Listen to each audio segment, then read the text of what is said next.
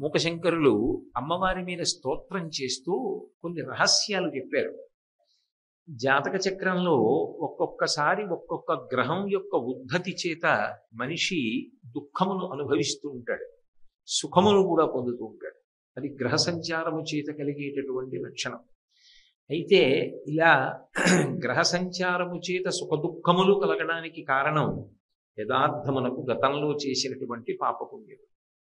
ఆ పాపపుణ్యముల యొక్క ఫలితమును సుఖదుఖములుగా ఇవ్వడం కొరకు పరమేశ్వరుడు శాసకుడై గ్రహములను అలా నడుపుతూ ఉంటాడు. అలా నడిపినప్పుడు ఆ గ్రహములు శాంతి పొందాలి అంటే దానికి ఏదో దానమని, జపమని, హోమమని అనేకమైనటువంటి పరిష్కారములు సూచింపబడతాయి. కానీ అన్ని గ్రహములకు సంబంధించి కూడా ఉపశాంతి పొందడానికి చాలా తేలిక మార్గంగా మూకశంకరులు ఒక అద్భుతమైన విషయాన్ని మూక పంచశతిలో చెప్పారు.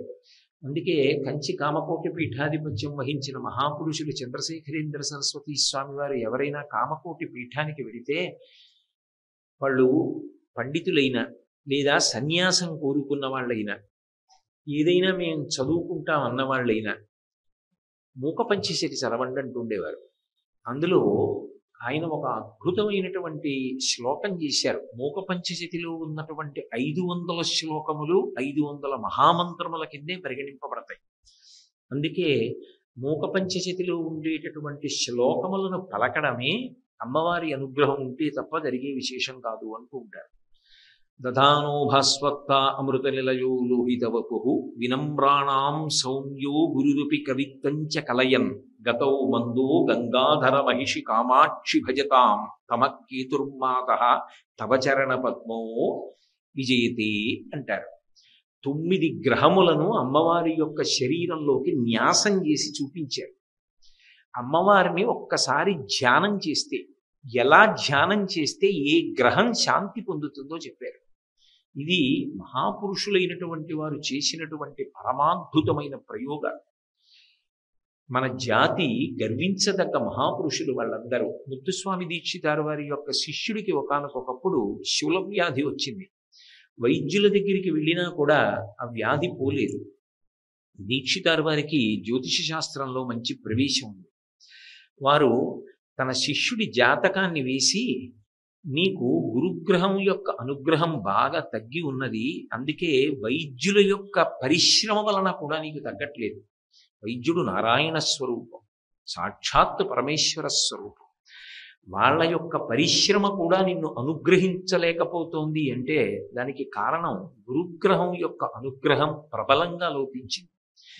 నీకు మళ్ళీ గురుగ్రహం యొక్క అనుగ్రహాన్ని కట్టపెట్టడం కోసమని నేను ఒక కీర్తన రచన చేసి నీకు ఉపదేశం చేస్తాను, దీన్ని ప్రతిరోజు నువ్వు పాడుకో అని చెప్పి బృహస్పతే తారాపతే అని ఒక కీర్తన రచించాడు. ఆ కీర్తన ప్రతిరోజు ఆ శిష్యుడు పాడుకునేవాడు. పాడుకున్న కారణం చేత అతనికి శూలవ్యాధి తగ్గిపోయింది. గ్రహముల యందు ఒక విచిత్రమైన విశేషాన్ని చెప్తారు.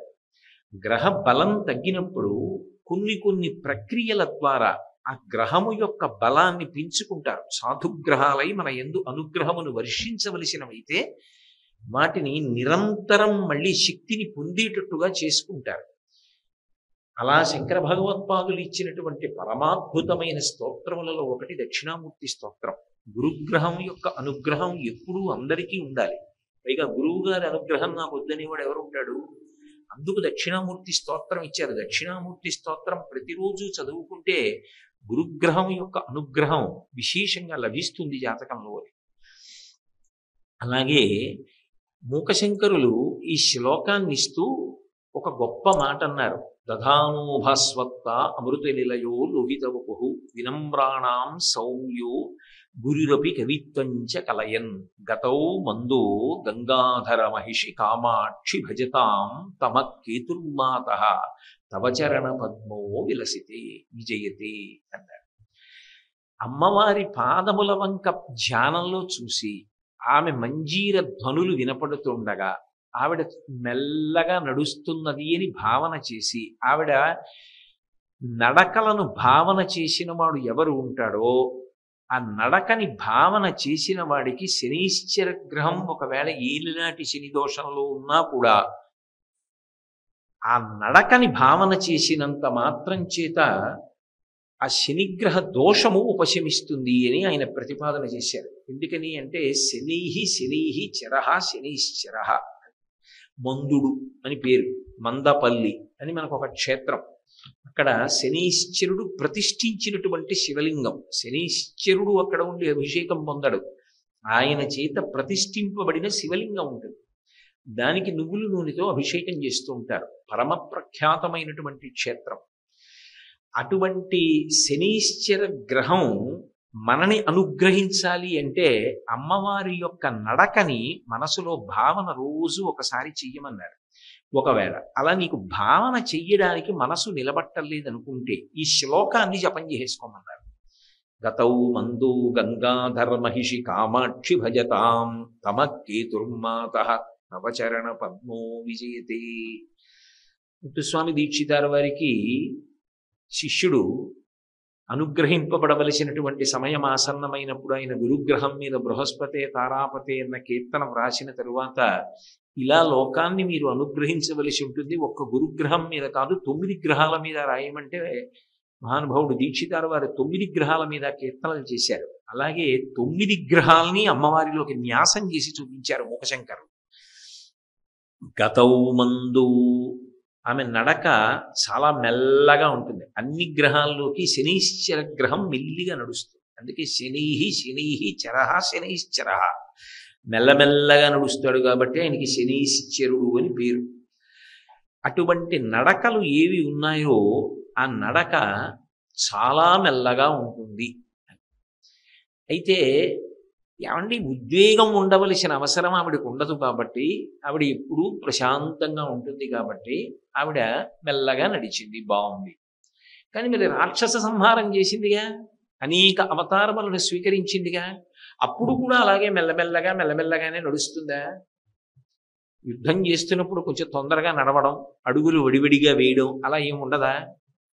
అంటే తత్వతః చెప్పవలసి వచ్చినప్పుడు మరాళి మందగమన, ఆమె మెల్లగా నడుస్తుంది అన్న మాటకు అర్థం ఏమిటంటే నిజానికి నీకు ఆమె బయట లభ్యమయ్యే అవకాశం బహు తక్కువ. ఆమె యొక్క ఆరాధన చెయ్యాలి అంటే అంతర్ముఖత్వము ఎవరికి అలవాటు పడుతుందో వాడికి మాత్రమే ఆమె చిక్కుతుంది. అందుకే అంతర్ముఖ సమారాధ్య బహిర్ముఖ సుదుర్లభ. బయట చూడడం ఎందుకు అంటే ఆ ఉత్సవాన్ని, ఆ సేవని, ఆ పూజని లోపల పట్టుకోవడానికి.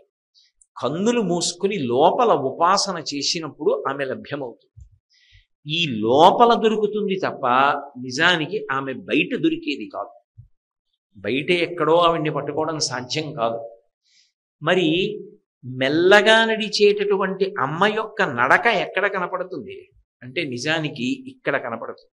తాడేపల్లి రాఘవనారాయణ శాస్త్రి గారు ఉపాసన చేసి చేసి చేసి చేసి పడిపోయారు. అన్నం కూడా తినలేదు. మహానుభావుడు ఆ రోజుల్లో ఆయన అంత దారిద్ర్యాన్ని కూడా అనుభవించారు. ఒకరిని అడగలేదు.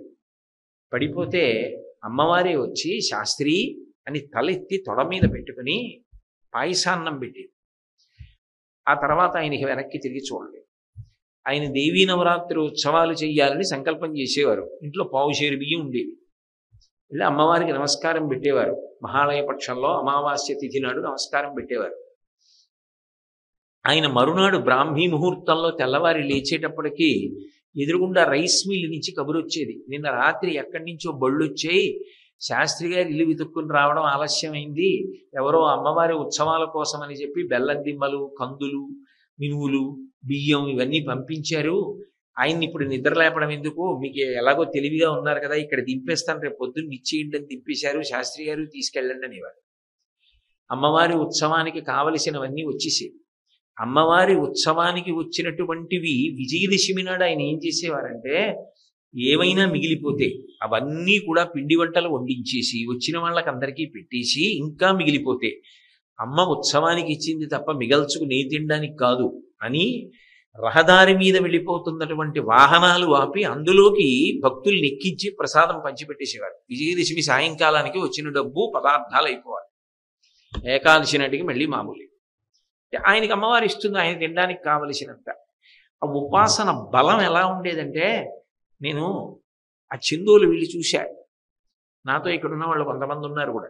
వెళ్ళినప్పుడు గోపాలకృష్ణ గారు కూడా నాతో వచ్చారప్పుడు. ఆయన మడత కుర్చీలో పడుకుని ఉండేవారు. పడుకుని ఉంటే ఒక స్త్రీ ఆయన్ని చూడడానికి వచ్చింది. వచ్చి శాస్త్రి గారు ఉన్నారా అని అడిగింది. నేనే శాస్త్రిని అన్నారు. ఏమిటమ్మా అలా మాట్లాడతారు, శాస్త్రి గారు మగ ఆయన కదా, మీరు ఆడవారు కదా, శాస్త్రి గారిని అడుగుతున్నానమ్మా, నీకు బుద్ధుందా, నేనేనే శాస్త్రిని అన్నారు ఆయన. మళ్ళీ అలా అంటారేంటమ్మా, శాస్త్రి గారు ఉంటే చెప్పండి దర్శనం చేసుకుంటారు. నేను శాస్త్రిని అని లేచి నిలబడ్డారు. ఆవిడ ఉలిక్కి పడింది. అప్పుడు శాస్త్రి గారిలా కనపడ్డారు. ఆయన చాలా మందికి స్త్రీలా కనపడేవారు. ఆ ఉపాసన బలం.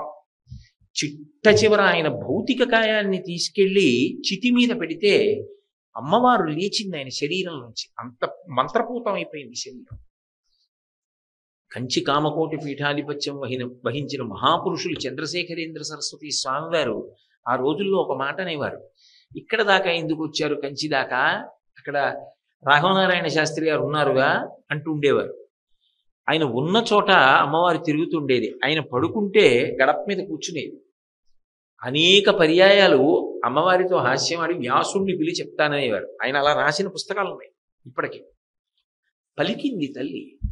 ఎలా అంటే లోపల ఉపాసన, లోపలి ఉపాసన మరాళి మందగమన అని అనడానికి కారణం ఏమిటంటే, రాజన్ మత్తమరాళ మందగమనాం అనడానికి కారణం హంస నడక కలిగినది అని. హంస అంటే నిజంగా పక్షి ఎక్కడుందండి అని అడిగారు అనుకోండి, కొన్ని పౌరాణిక పక్షులు అంటారు, చకోరము ఇటువంటివి. ఆ హంస ఎక్కడుంది అంటే, ఇదిగోనండి ఇక్కడ ఉంది అని చూపించిన వాళ్ళు ఇప్పటివరకు ఎక్కడ కనపడలేదు. హంస అన్న మాటకు అర్థం ఏమిటంటే, నిజానికి హకారము శివశక్తి, సకారము శక్తి. శక్తి అంటే అమ్మవారు, హకారము శివశక్తి. హకార సకారముల మధ్యలో బిందుస్వరూపం కలిసిందనుకోండి హంస, అది కదులుతూ ఉంటుంది. ఆ హంస ఎక్కడ కదులుతుందంటే షట్చక్రముల యందు కదులుతూ ఉంటుంది. అది యోగ రహస్యం. సరే, అదే ఒక పరిస్థితిలో చెప్పినప్పుడు బిందునాద కళా విధానేన అన్న మాట వాడుతూ ఉంటారు దానికి. ఆ తల్లి కదులుతుంది. ఆమె ఆయా చక్రముల యందు కదిలినప్పుడు జీవుడు ఒక్కొక్క స్థితిని పొందుతూ ఉంటాడు. అది హంస. అందుకే మీరు చూడండి, ఈ హ ఈ స ఈ రెండింటినీ కలిపి అమ్మవారిని అయ్యవారిని సంయోగంగా ప్రతిపాదన చేస్తారు. అందుకే సూక్తం దగ్గరికి వచ్చేటప్పటికీ శ్రీ సూక్తం అంటే అమ్మవారి పరంగా ఉన్నది హిరణ్యవర్ణాం హరిణీం అని మొదలవుతుంది హకారంతో. అయ్యవారి మీది సహస్రశీర్ష పురుష అని మొదలవుతుంది. ఈ హకార సకారముల మధ్యలో బిందుస్వరూపం ఉంటుంది. అప్పుడు హంస. ఈ హంస మరాళీ మందగమన, మెల్లగా నడుస్తుంది. దీని అర్థం ఏమిటంటే, యథార్థమునకు ఉపాసనలో దాని అర్థం ఏమి అంటే, నువ్వు ఎంత ఉద్వేగంగా ఉండి చేస్తుంటావో అంతగా ఆమె నీకు పట్టుపడకుండా ఉంటుంది. కామము క్రోధము ఈ రెండు అక్క చెల్లెళ్ళు. అందుకే రాగస్వరూప పాషాఢ్య క్రోధాకారాంకుశోజ్వల. రాగమున్న చోట క్రోధం ఉంటుంది, క్రోధమున్న చోట రాగం ఉంటుంది. ఈ రెండు పాశములే. అయితే ఈ రెండు ఎక్కడుంటాయో అక్కడ ఉద్వేగం ఉంటుంది. ఎక్కడ ఉద్వేగం ఉన్నదో అక్కడ ఊపిరి ఎందు చురుకుతనం ఉంటుంది. చాలా వేగంగా ఊపిరి తీసి చాలా వేగంగా ఊపిరి వదిలిపెడతారు. ఎంత వేగంగా ఊపిరి తీసి ఎంత వేగంగా ఊపిరి వదిలిపెడుతున్నాడో ఉపాసనకి అంత దూరంగా ఉన్నాడని గుర్తు. ఆసనం అంటే కూర్చోవడం, ఉపాసన అంటే దగ్గరగా కూర్చోవడం. దగ్గరగా కూర్చునుట అన్న మాటకు అర్థం ఏంటంటే, నువ్వు మనసుతో ఎంత పట్టుకుంటున్నావు, ఆమె కదలికలను ఎంత పట్టుకుంటున్నావు. ఆమె కదలికని పట్టుకున్నది నిజం అనుకోండి, మీకు పూజ యందు అన్ని ఉపచారములు జరగవు. యథార్థానికి ఏదో ఒక్క ఉపచారం చేసేటప్పుడు ఏమవుతుందంటే, రోమాంచితమైపోయి కన్నుల వెంట ఆనంద భాష్పాలు కారుతూ రెండు చేతులు ఇలా చాపి అలా ఉండిపోతాడు. శంకర భగవత్పాదులు సౌందర్యలహరిలో ఒక శ్లోకం చేశారు. కదా కాళీ మాత కదయ కలితాలక్తకరసం పిబేయం విద్యార్థి తవ చరణ నిర్నీజన జలం ప్రకృత్యా మూకానామపి చ కవితా కారణతయా అంటూను. కథా దత్తే వాణి ముఖ కమలతాంబూలరసతాం అంటారు. పాదయోహో పాద్యం సమర్పయామి అంటాం. అన్నప్పుడు ఏదో తామలపాకుతో ఇలా నీళ్లు తీసి ఇలా ఓసారి అనేస్తాం. అది ఊపిరి వేగంగా ఉంది, పట్టుకోలేకపోయాడని గుర్తు. ఉపాసన అంటే నిజానికి అలా అమ్మవారి పాదాలు కడగాలి అని అనుకున్నాడు అనుకోండి, ఆమె రాజాధిరాజేశ్వరి అయినటువంటి తల్లి కాబట్టి ఆవిడ నిజానికి 2 పాదములు కింద పెట్టి కూర్చోదు. ఆవిడ ఒక పాదాన్ని పాదపీఠం మీద పెట్టి ఒక పాదాన్ని ఎత్తి 2వ తల మీద వేసి కూర్చుంటుంది. అలా కూర్చున్నప్పుడు నిజానికి పాదములు కడగాలని మీరు అనుకున్నారనుకోండి, ఆమె అనుమతి ఇచ్చి 2వ పాదం కిందకి దింపాలి. అందుకే ఏకన్యంచనతిక్షమం మమపరంచ ఆకుంచ పాదాంబుజం మధ్యే విష్టర పుండరీకమభయం విన్యస్య హస్తాంబుజం త్వాం పశ్యేమ నిషేదుషీం ప్రతికలంకారుణ్యకూలంకష స్ఫారాపాంగతరంగమంబమధురం ముగ్ధం ముఖం బిభ్రతి. అమ్మా, నా కోసం 2వ కాలు కూడా విడిచిపెట్టమ్మా అంటే ఆ తల్లి ప్రేమతో 2వ కాలు తీసి కిందకి దింపుతున్నప్పుడు ఆ కాలుకున్న మంజీరముల సవ్వడి వినపడుతుంది. అది ఎవడు వినగలడో, ఎవడు అలా పూజ చెయ్యగలడో వాడికి వినపడుతుంది. అందుకే ఎప్పుడూ కూడా పూజ చూసే ప్రయత్నం చేయకండి అంటారు. ఎందుకంటే నిజంగా పూజ చేసేటటువంటి దక్షత ఉన్నవాడి పూజ చూశారనుకోండి, అది ఒక పిచ్చివాడి పూజలో ఉంటుంది. ఆయన పూజ రాదనమాట అండి. ఇన్నాళ్ళు మనం ఏదో ఆయన పెద్ద పూజా దురంధరుడు అనుకున్నాం. నిజంగా ఆయన పూజ చేసి చూస్తే మనం చేసే పూజలు 1000 వంతు చేయడైనా పాప ఆయనకి ఏం రాదండి అలా చేస్తున్నాడు అనుకుంటాం. కానీ ఆయనే నిజమైన పూజ చేస్తాడు. ఎందుకో తెలుసా? పాదయోహో పాద్యం సమర్పయామి అంటే అయిపోయింది ఆయన పూజ. ఎందుకంటే ఆయనకి ఆ 2వ పాదం కనపడుతుంది. ఆయన మనసుతో బంగారు పళ్ళెం పెడతాడు. ఆయన ధర్మపత్ని వచ్చి మల్లెలు, జాజులు, సంపంగిలు అన్ని అందంగా పళ్ళెంలో సర్దుతుంది. అప్పుడు అమ్మవారిని ప్రార్థన చేస్తే 2 పాదములు ఎత్తి ఆ పువ్వుల పళ్ళెంలో పెడుతుంది. ధర్మపత్ని బంగారు కలశంతో నీళ్లు పోస్తుంది. ఈయన కుడి చేత్తో అమ్మవారి పాదాలు కడుగుతూ ఆ చీర కొంగు పైకెత్తి పట్టుకుని ఆ మంజీరం కొంచెం పైకెత్తి అమ్మవారి కాళ్ళు కడుగుతాడు. ఆవిడ కాళ్ళకి పాదములకు అలంకారం చేయబడినటువంటి లత్తుక ఆ నీళ్లలో కడిగి, మనం సువాసిని పూజ చేసినప్పుడు నీళ్లు ఎర్రగా ఉంటాయే అటువంటి ఎర్రటి నీళ్లు తయారవుతాయి. ఆవిడ పాదములకు సహజ సుగంధం ఉంటుంది. ఆవిడ ఒళ్ళంతా సుగంధభరితం. ఆ సహజ సుగంధభరితమైన పాదములను కడిగినప్పుడు ఆ లత్తుకతో కరిగినటువంటి ఎర్రటి నీళ్లున్నాయే అవి సరస్వతీదేవి తాంబూల చర్వణం చేసిన లాలాజనంతో సమానం. ఆ తీర్థాన్ని ఒక్క ఉద్ధరణుడు ఇలా పుచ్చుకున్నవాడు ఉంటాడే, వాడికి వచ్చే సరస్వతీ కటాక్షం అనన్య సామాన్యం. కదా కాళీమాత కథయ కలితాలక్తకరసం. ఎప్పుడమ్మా నేను అలా పుచ్చుకుంటాను అన్నారు శంకరుడు. కదా అని మొదలెట్టారు శ్లోకం. అంటే అసలు మనసు అలా నిలబడి చూడగలిగితే తప్ప ఆ ఉపాసన సిద్ధించదు.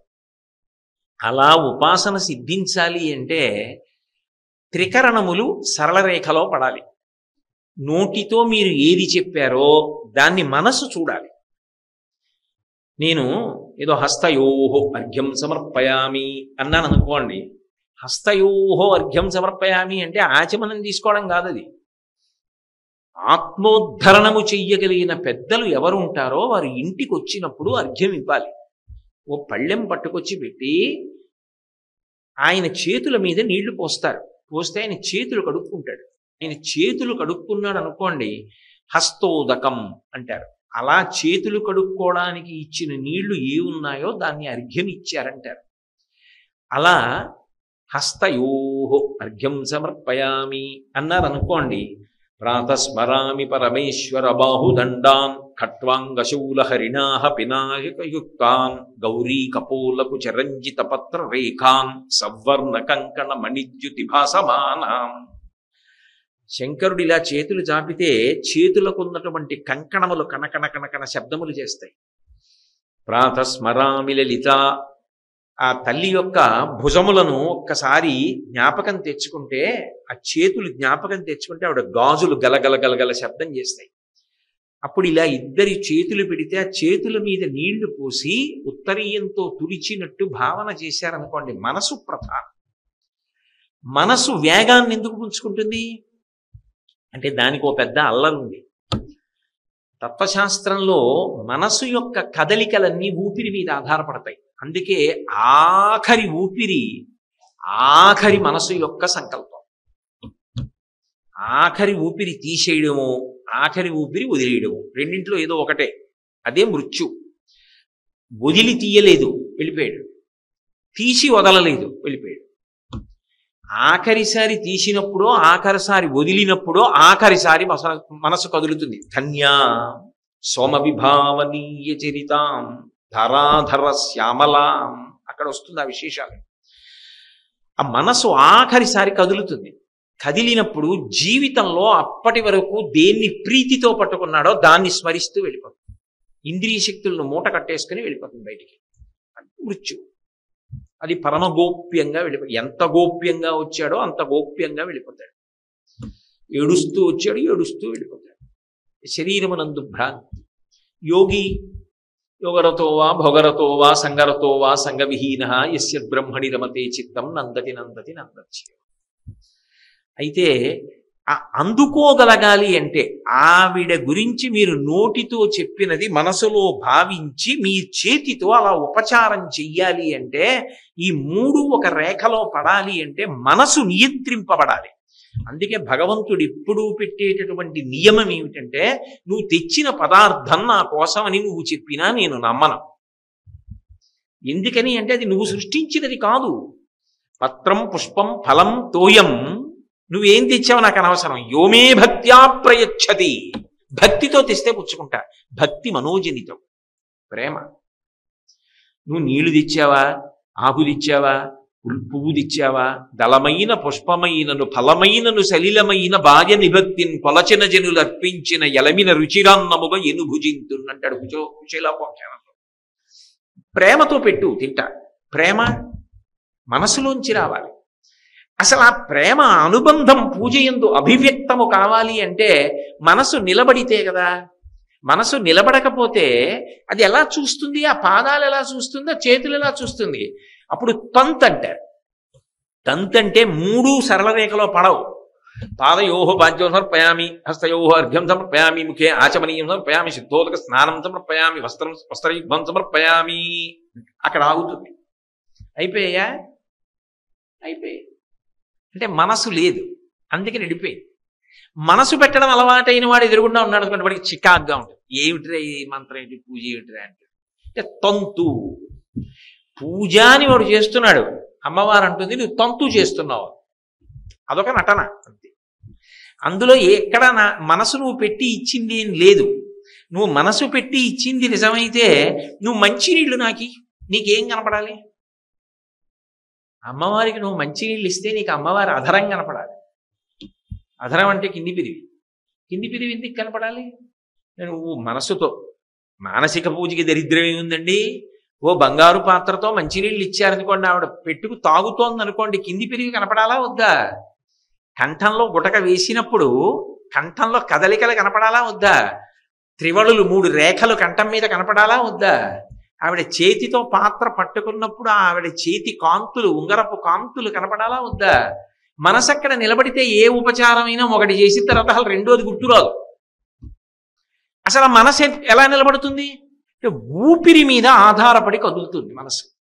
అందుకే మనసు అంటే దాన్ని ఆపరేషన్ చేసి చూపించండి అంటే చూపించలేరు. ఊపిరితిత్తులు చూపించండి అంటే చూపిస్తారేమో, ఆఖరికి కంటిలోని రెటీనాని చూపించండి అంటే చూపిస్తారేమో. ఏమంటే నా మనసును చూపించండి అంటే ఎవరు చూపిస్తారు? ఎవరు చూపించరు. మనసు సంకల్ప వికల్ప సంఘాతము. అది సూక్ష్మ శరీరం, అది దొరికేది కాదు పట్టుకి. అది ఊపిరి మీద ఆధారపడుతుంది. అందుకే పూజ ప్రారంభం ఎక్కడ అంటే ముందు ఊపిరిని నియంత్రిస్తారు. అందుకే ప్రాణాయామం చేయండి అంటారు. ప్రాణాయామం చేయండి అని ముక్కట్టుకోండి అంటారు. ముక్కట్టుకుంటే ప్రాణాయామం కాదు. కుడి ముక్కులోంచి ఊపిరి తీస్తే కుడి ముక్కుని మూసి ఎడమ ముక్కులోంచి మెల్లగా వదలాలి. మళ్ళీ ఎడమ ముక్కులోంచి లోపలికి పీలిస్తే కుడి ముక్కులోంచి మెల్లగా వదలాలి. అది కూడా యోగశాస్త్రంలో 3 మాటలే. అది కూడా మోతాదు. వైద్యుడు ఎలా మోతాదు నిర్ణయిస్తాడో ప్రాణాయామం మోతాదు, అది మించి చేయడానికి వీల్లేదు. అందుకే అసౌనాసా వంశస్తు హిరగిరి వంశధ్వజపటి తదీయో నీదీయ ఫలతు ఫలముస్మాకముచితం వహత్యం తర్ముక్త శిశిరకర నిశ్వాసగలితం. నిన్న చెప్పాను కదా మీకు, చంద్రనాడి. దాని చేత మనసు నియంత్రింపబడుతుంది, దాని వేగాన్ని ఆపుతారు. నీ ఇష్టం వచ్చినట్టు పరిగెత్తదు, ఉద్వేగాన్ని ఆపు, నువ్వు అలా నిలబడు. ముందు దాన్ని నిలబెడతారు మనసుని. ఇప్పుడు అది నిలబడితే ఏం చేస్తుందంటే మీరు ఇచ్చిన ఆజ్ఞనది పుచ్చుకుంటుంది, లేకపోతే అది వెళ్ళిపోతుంది. దానికి అది అలవాటు, అది స్వేచ్ఛగా వెళ్ళిపోతుంది. దాని ముందు నువ్వు ఆగావా? ఇప్పుడు నేను చెప్పింది నువ్వు బాగా పట్టుకో. ఓ ప్రార్థనా శ్లోకం చేస్తారు. స్వామి ఎలా ఉన్నావు అంటే, ఏదో సింధూరారుణ విగ్రహం త్రినయనాం మాణిక్యమౌళి స్ఫురత్తారానాయక శేఖరాం స్మితముఖీం ఆపీనవక్షోరుహాం. ఈ అష్టకాలు అవి వ్యాఖ్యానాలు శంకర భగవత్పాదులు ఎందుకు ఇచ్చారంటే రూపాన్ని పట్టుకోవడానికి. పట్టుకున్నారనుకోండి, ఇక్కడ కళ్ళు మూసుకుంటే ఊపిరి మెల్లగా తీసి మెల్లగా విడిచిపెడుతున్నప్పుడు మీరు ఏ ఆజ్ఞ ఇస్తున్నారో నోటితో దాన్ని మనసు పట్టుకుంటారు. ముఖే ఆచమనీయం సమర్పయామి అన్నారనుకోండి, 3 మాటలు నీళ్లు తాగు అని కదా దాని అర్థం. మీ మనసు అక్కడ ఉన్నదా లేదా చూడ్డం కోసమే పూజలో ఏం చేస్తారంటే కొన్ని గుప్తం చేసేస్తారు. నోటితో ఆజ్ఞ ఉండదు పూజలో. నోటితో ఆజ్ఞ లేకుండా మౌనంగా జరుగుతాయి కొన్ని. మీకు నేను ఒక ఉదాహరణ చెప్తాను. మధ్యే పానీయం సమర్పయామి అంటారు నైవేద్యంలో. మధ్యే పానీయం అంటే దాని అర్థం ఏమిటి? మధ్యలో నీళ్లు తాగండి. ఎందుకు? మీరు నీళ్లు తాగకుండా తినేస్తే వెక్కిళ్ళు వస్తాయేమో, అందుకని కొద్దిగా నీళ్లు తాగండి అంటే, కొద్దిగా నీళ్లు తాగాక ఆయన ఏం చేస్తాడు, ఆవిడ ఏం చేస్తుంది, ఇంకా తింటుంది, ఇంకా కొంచెం పదార్థం తీసుకుంది. ఆ తర్వాత ఉత్తరాపోసనం సమర్పయామి, ఇప్పుడు మళ్ళీ కడుపు నిండా నీళ్లు తాకాసి. ఉత్తరాపోసనం సమర్పయామి హస్తౌ ప్రక్షాళయామి, చేతులు కడుక్కో. ఏదైనా తిన్నాక చేతులు కడుక్కోవాలి కదా, నీళ్లు పోస్తున్నాను చేతులు కడుక్కో. పాదౌ ప్రక్షాళయామి, కాళ్ళు కడుక్కో. శుద్ధ ఆచమనీయం సమర్పయామి, మళ్ళీ కొద్దిగా నీళ్లు తాగు. మీ ఉదాహరణకి చెప్తున్నాను, మీకు నేనంటే చాలా ప్రేమ అనుకోండి. నేను మీ ఇంటికి వచ్చాను అనుకోండి, మీరు నాకు పలహారం పెట్టారు, నేను పలహారం తినేశాను. అమ్మ చెయ్యి ఎక్కడ కడుక్కోవాలన్నాను. అవి భలేవారే, మీరు మళ్ళీ లేచి వెళ్ళడం ఎందుకంటే, ఈ పాత్రలో కడిగేసుకుంటాను, పాత్ర అక్కడ పెట్టారు, నేను చెయ్యి కడిగేసుకున్నాను. మీరు ఏం చేస్తారు? సరే లేచి వెళ్ళిపోండి అంటారా? నేను ఉత్తరీయం ఇలా తీసి తుడుచుకోబోతున్నాను అనుకోండి, అయ్యో ఉండండి అని తువ్వాలు పట్టుకొచ్చి ఇచ్చి తుడుచుకోండి అంటారు కదా. హస్తౌ ప్రక్షాళయామి మీరు చెప్తే నిజంగా మీ మనసు అక్కడే నిలబడినది నిజమైతే మీరు ఏం చేయాలి? ఉత్తరీయం ఇలా తీసి అమ్మా చేతులు తుడుచుకో అని ఇలా పడితే, ఆవిడ ఇలా చేతులు తుడుచుకుంటే ఆవిడ చేతికున్న కుంకం పసుపు పరమశివుడు ఆమె యొక్క బుగ్గలు పుణికినప్పుడు ఆమె అలదుకున్న అంగరాగములు అంటుకున్న ఉత్తరీయాన్ని వాసన చూసి నెత్తి మీద ఎటుకు పొంగిపోతారా? అసలు అంతవరకు ఎందుకండి? పాదయోహో పాద్యం సమర్పయామి అన్నప్పుడు పాదాలు కనపడ్డాయనుకోండి, వెంటనే నీళ్లు వేస్తారా కడుక్కొమ్మని? గృహీత్వా హస్తాభ్యాం శిరసి నయనే వక్షసి వహన్, అమ్మా ఒక్కసారి నా చేతుల్లో పెట్టమ్మా అని ఆవిడ 2 కాళ్ళు ఎత్తి 2 పాదాలు అరిచేతుల్లో పెట్టింది అనుకోండి, ఇంకా దగ్గరికి జరిగి అమ్మా ఒక్కసారి శిరసి తల మీద పెట్టుకుంటానమ్మా, సరే పెట్టుకో అందనుకోండి, అమాంతం ఎత్తి మీద పెట్టుకుంటారా? మీరు బాగా వంగి ఆవిడ పాదాలు తల మీద పెట్టుకుంటారా? బాగా వంగాక ఆవిడ 2 పాదాలు తల మీద పెడితే ఇదేమన్నా బల్ల, జారిపోతాయి పాదాలు. మీరు ఏం చేయాలి? ఇలా 2 చేతులతో ఆవిడ పాదాలు పైకి పట్టుకుంటే ఆ తాబేటి డిప్పల్లా ఉన్నటువంటి పాదముల పైభాగం చేతులకు తగులుతుంటే, అరికాళ్ళు తల మీద తగులుతుంటే మీరు అలా పట్టుకుని పరమ సంతోషాన్ని ధ్యానంలో అనుభవిస్తున్నారు అనుకోండి. ఇలా ఉన్నాడు అనుకోండి, ఏమంటారు? పిచ్చాడంటారు. ఏమిటి ఆ పూజ అంటారు? ఏమిటి ఆ నెత్తి మీద చేతులు అలా ఉన్నాడు ఏంటండి అంటారు. అందుకే మహాత్ముల పూజ పిచ్చివాడి పూజలా ఉంటుంది. ఉన్మత్త శేఖరాయ నమః అని శివుడికి పేరు.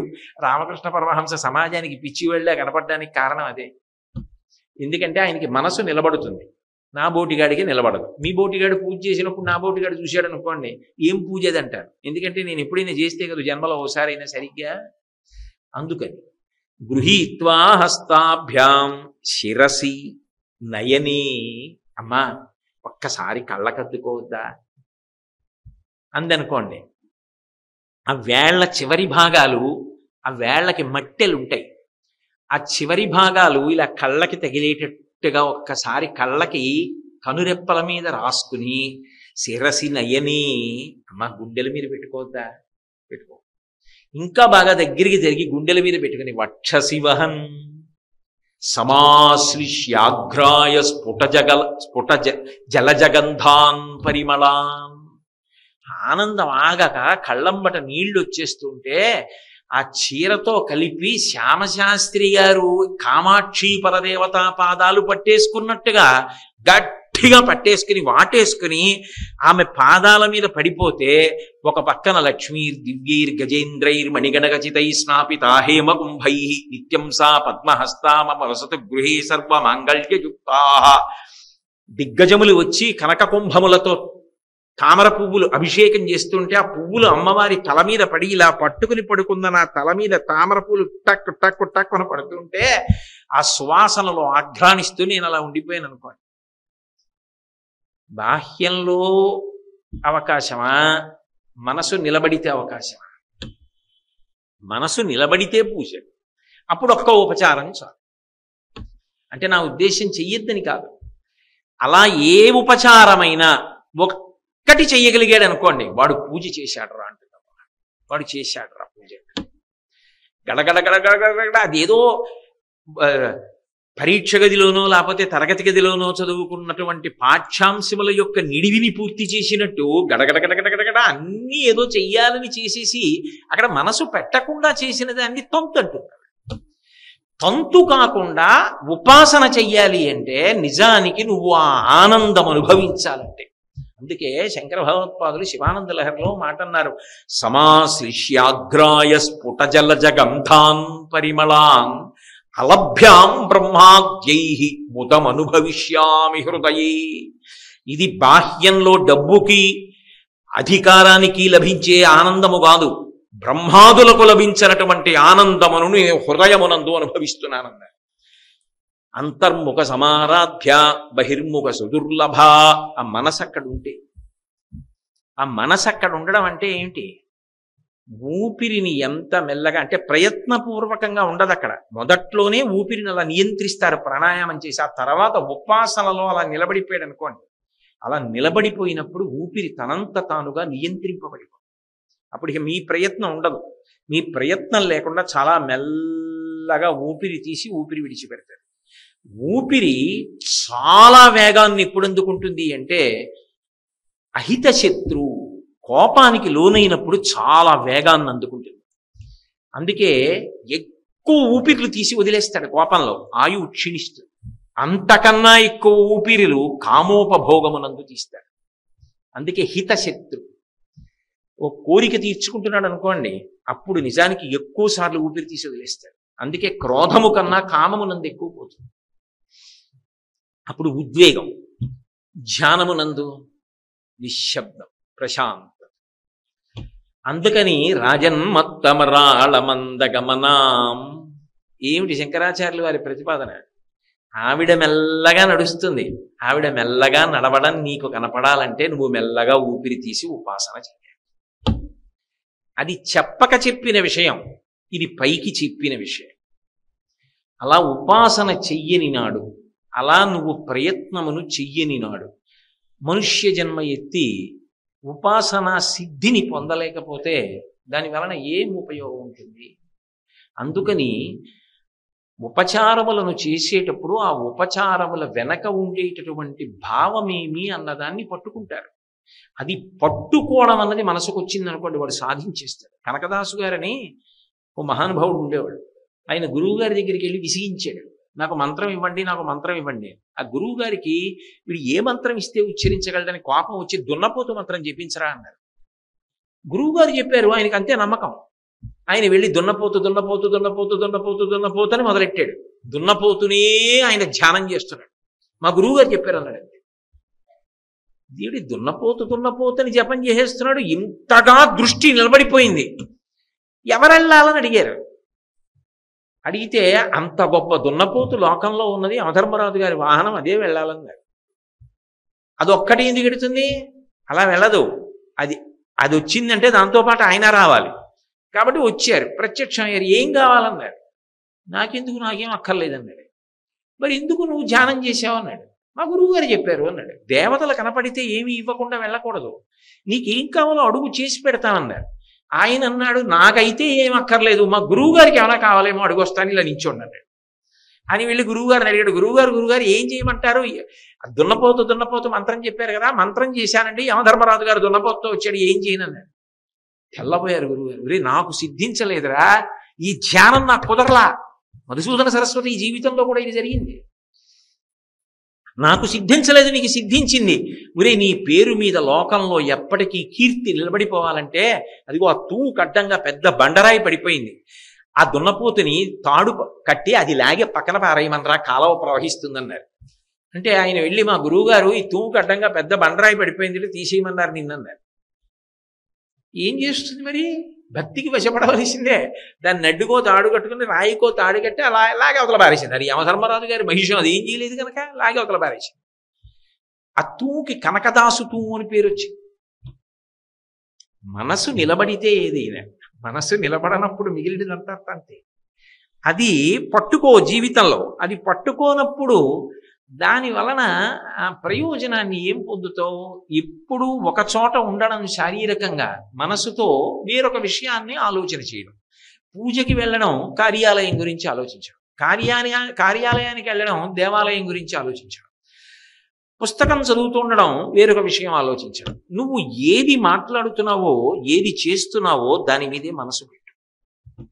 ఎంతసేపు పెట్టావన్నది కాదు, ఎంత బాగా పెట్టావన్నది భగవంతుడి విషయంలో ప్రధానం. అది ఉపాసన, అది సిద్ధిస్తుంది అంటారు.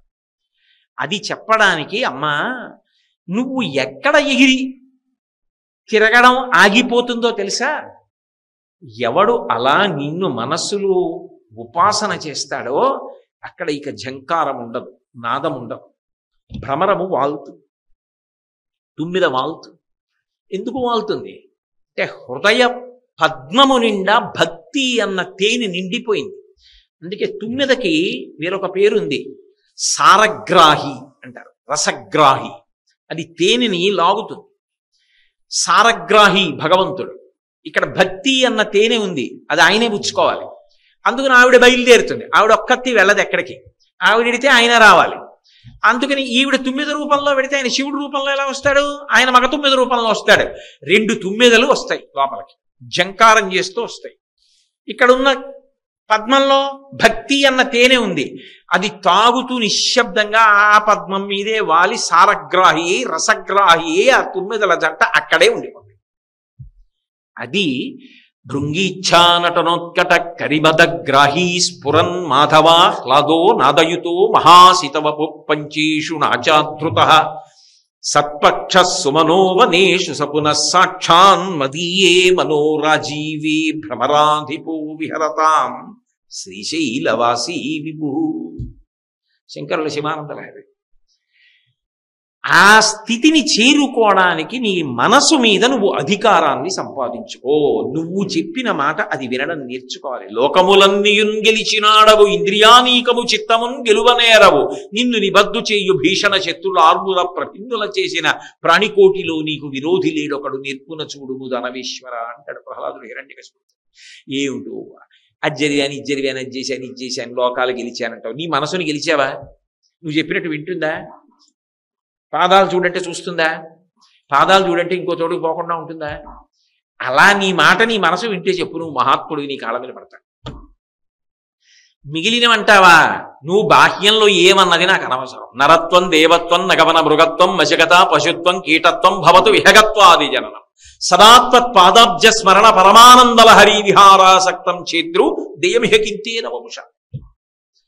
అది కొండ, ఈగ, దోమ, బల్లె, నల్లె ఇలాంటి వాటితో భగవంతుడికి సంబంధం లేదు, శరీరంతో సంబంధం లేదు. వపుష శరీరంతో ఏంటి?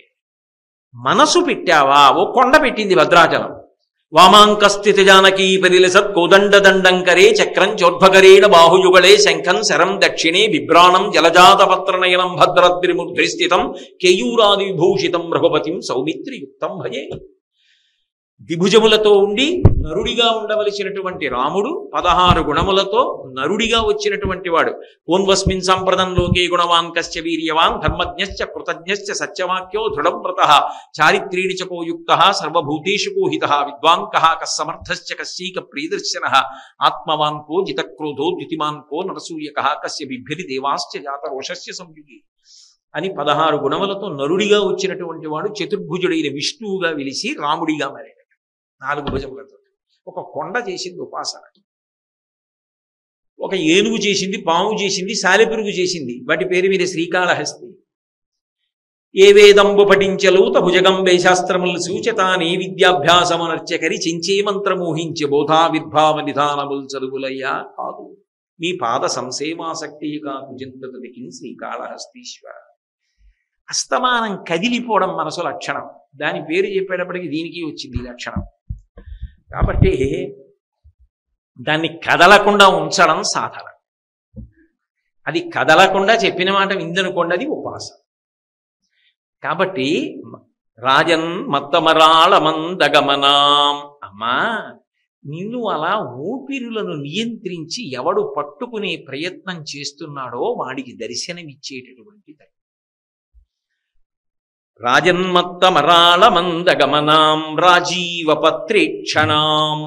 ఆ తల్లి యొక్క చూపులు, ఆమె యొక్క కన్నులు, ఈక్షణాం, ఈక్షణ శక్తి అంటారు. ఈక్షణ శక్తి అంటే చూసేటటువంటి శక్తి. నిజానికి శంకర భగవత్పాదులు వాడినటువంటి మాట, మహానుభావుడు ఆయన కాకపోతే ఎవరు వాడగలరా మాటలు, పరమాద్భుతమైన విశేషాలు. భగవంతుడు ఏది కూడా ఏదో కర్తృత్వంతో ప్రత్యేకంగా ఆయన వచ్చి మనం చేసినట్టుగా పనులు చేయడు.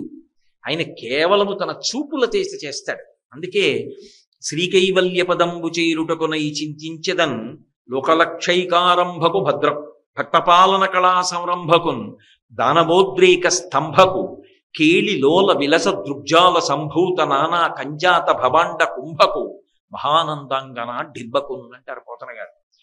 కేళిలోల విలస దృగ్జాల సంభూత నానా కంజాత భవాండ కుంభకు కేవలము తన అనుగ్రహ వీక్షణ శక్తి చేత ఆ చూపులతో ఆయన అనేక కోట్ల బ్రహ్మాండములను సృష్టించి నిర్వహించి లయం చేస్తాడు. ఆ చూపుల శక్తిని ఈక్షణ శక్తి అంటారు. అందుకే కనకధారా స్తోత్రం అంతా కూడా ఈ ఈక్షణ శక్తిని ప్రతిపాదిస్తారు. వందే వందారు మందారమిందిరానంద కందనం అమందానంద సందోహ బంధురం సిద్ధురాననం అంగం హరే పులకభూషణమాశ్రయంతి భృంగంగణైవ ముకుళాభరణంతమాలం అంగీకృతాకిల విభూతిరపాంగలీలా మాంగల్యదాస్తు మమ మంగళ దేవతాయా. ఎలా అంటే, అమ్మా నువ్వు ఒక్కసారి చూడు చాలు అంటారు. దద్యాదవ దయానుపవనో ద్రవిణాంబుధార అస్మిన్న కించన విహంగ శిశవిషణ్ణే దుష్కర్మ ఘర్మమపనీయ చిరాయ దూరం నారాయణ ప్రణయిని నయనాంబువాహ. నీ చూపుల చేత ఆమె చేసిన దుష్కర్మ అన్న మేఘాన్ని తొలగగొట్టే, ఐశ్వర్యాన్ని కురిపించి విశ్వామరేంద్రపద విభ్రమదాన దక్షం ఆనందహేతురధికం రవిద్విషోపి ఈశన్ నిషీదతు మయిక్షణమీక్షణార్థ ఇందీవరోదర సహోదరమిందిరాయా ఆమీలితక్షమధిగమ్య ముదాముకుందం ఆనందకందమ నిమేషమనంగతంత్రం ఆకేకరస్థిత కనీనిక పక్ష్మనేత్రం ముచ్యై భవేన్మమ భుజంగ శయాంగనాయా. ఆమె యొక్క చూపుల చేత అనుగ్రహిస్తుంది. ఈశ్వర శక్తి, ఈక్షణ శక్తి. శంకర భగవత్పాదులు అది మాట్లాడుతున్నారు. భ్రమరాంబ ఈక్షణ శక్తిని ప్రతిపాదిస్తున్నారు. అందుకే రాజన్మత్తమరాళమందగమనాం రాజీవపత్రేక్షణాం. ఆమె కన్నులు ఎలా ఉంటాయిట? చూపు కంటిని కదా ఆశ్రయించి ఉంటుంది. ఆ కన్ను ఎంత అందంగా ఉంటుందంటే, తామర పువ్వు ఎంత అందంగా ఉంటుందో ఆమె కన్ను అంత అందంగా ఉంటుంది. అయితే ఈ మాట అన్న శంకరాచార్యులు వారే సౌందర్యలహరిలో అబ్బెబ్బెబ్బే అమ్మా అసలు నిజానికి ఏదో కలవపూలతో నీ కంటిని సంకేతిస్తారు కానీ, తామర పువ్వో కలవ పువ్వో ఆ కలవ పువ్వుతో సంకేతిస్తారు కానీ అందులో లక్ష్మీదేవి కూర్చుంటుంది అని కదా. కమలాసన అని పేరు ఆవిడికి. కానీ నిజానికి నీ కంటితో పోల్చబడేవి ఏ ఉన్నాయో అవి రెండూ కూడా చాలా సిగ్గుపడిపోయాయమ్మా, నీ కళ్ళ సౌందర్యంతో సరిపోవని అన్నారు. ఆయన ఒక చోట ఒక శ్లోకం చేస్తూ కొన్ని అద్భుతమైనటువంటి విషయాలని ప్రతిపాదన చేశారు. అందులో మీనాక్షి అంటూ ఉంటాం కదా అమ్మవారిని. అంటే చేపల యొక్క చూపులు ఎలా ఉంటాయో అవి కనురెప్ప పడదు చేపకి. నీళ్లలో తిరుగుతున్నా కూడా కనురెప్ప వేయకుండానే ఉంటుంది, నిద్రపోతున్నా కనురెప్ప వేయకుండానే ఉంటుంది. దానికి ఆ శక్తి ఉంది. అమ్మవారు కనురెప్ప వేయదు. ఆవిడ వేసింది అనుకోండి ప్రళయం, లోకాలు లయమైపోతాయి. ఉన్మీషని విషోత్పన్న విపన్న భువనావళి. అందుకని మీనాక్షి అంటూ ఉంటారు.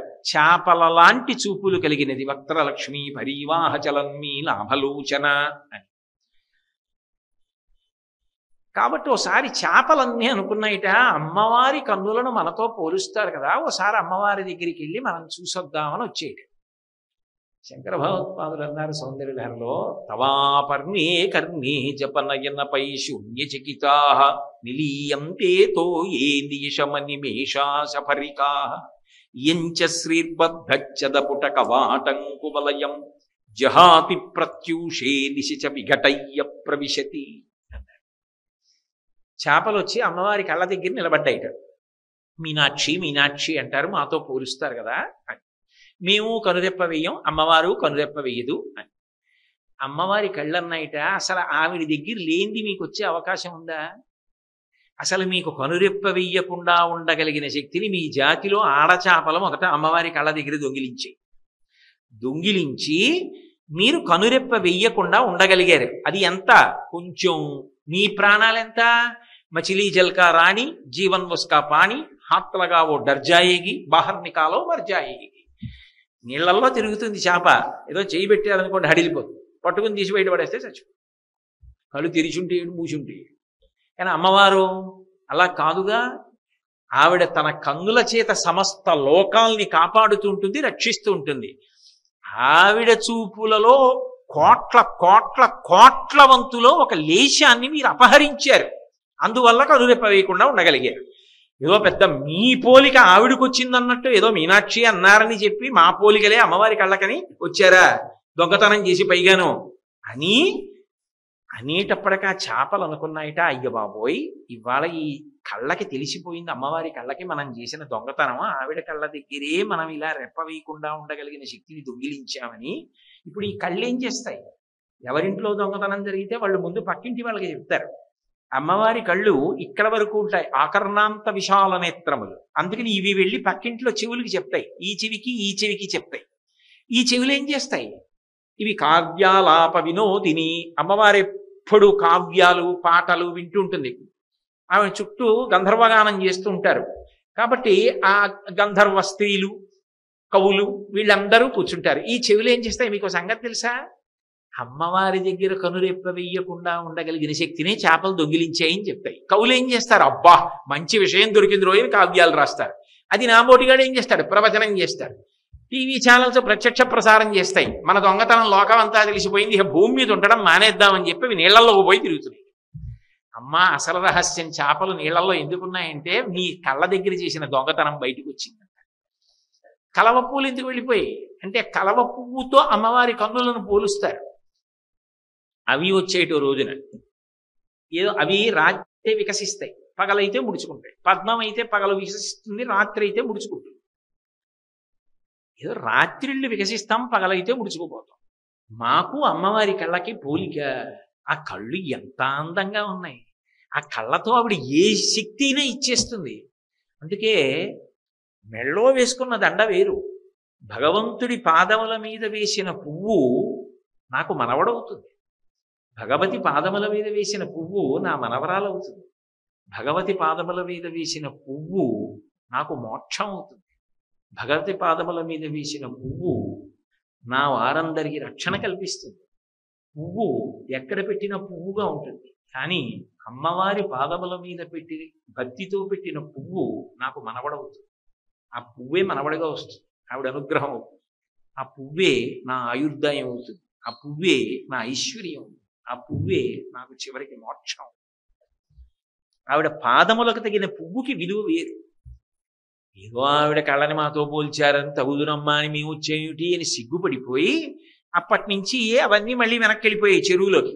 అందరూ వచ్చి అడుగుతారు కదా, మీరు వెళ్ళారు కదా అమ్మవారి కళ్ళతో మిమ్మల్ని పోల్చారని, ఏమంది అమ్మవారు, ఎలా ఉన్నాయి అంటారు కదా. ఏమని చెప్పుకుంటాయి? అసలు ఆవిడ కళ్ళకి మాకు పోలికి ఏమిటి, ఏదో అన్నారు కదా అని బయలుదేరాం అని చెప్పి సిగ్గుపడిపోయి అందరూ వచ్చి అడుగుతారేమోనని పగలు అయ్యేటప్పటికిట, సూర్యోదయం అయ్యేటప్పటికో ముడుచుకుపోయి ఇంటికి తాళాలు వేసుకెళ్ళిపోతున్నాయి. చీకటి పడిపోయిన తర్వాత చంద్రుడు వస్తాడు కదా, అప్పుడు అందరూ ఎవరి మానాన్ని వాళ్ళు పడుకుంటారు, ఇంకా వచ్చి అడిగేవాడు ఉంటాడు కదా అని అప్పుడు వచ్చి తలుపులు తెరుచుకొని లోపలికి ఎడుతున్నాయి. అందుకని అమ్మ కలవ పువ్వు రాత్రి వికసిస్తుంది, పొద్దున్నే ముడుచుకుంటుంది.